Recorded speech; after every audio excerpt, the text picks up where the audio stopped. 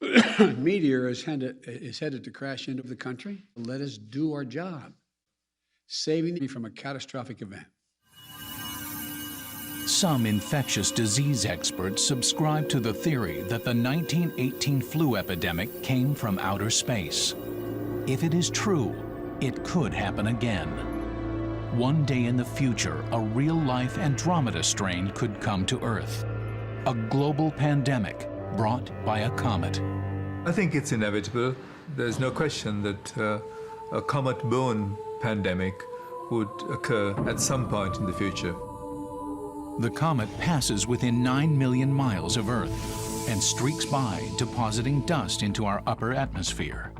There is a stellar-like head from which there are a couple of tails, long tails, streaming out. These long tails are essentially the evaporated material from the surface of the comet. The Earth's gravity pulls these particles to the surface. The dust begins falling toward Earth. Ordinarily, the Earth's gravity pulls the dust down slowly. It can take decades for the particles to reach the Earth's surface.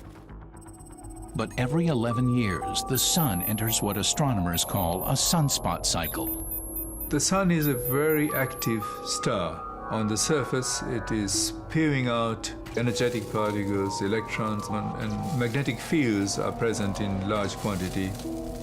During a peak in sunspot activity, huge quantities of energetic particles are ejected from the Sun's surface. The charged particles lead to the production of very strong electric fields.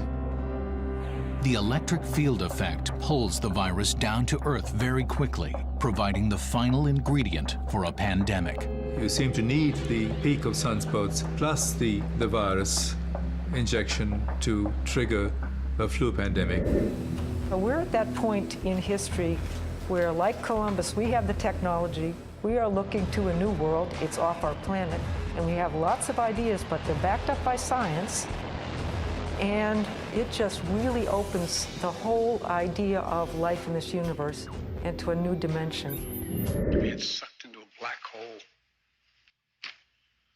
There's no way out.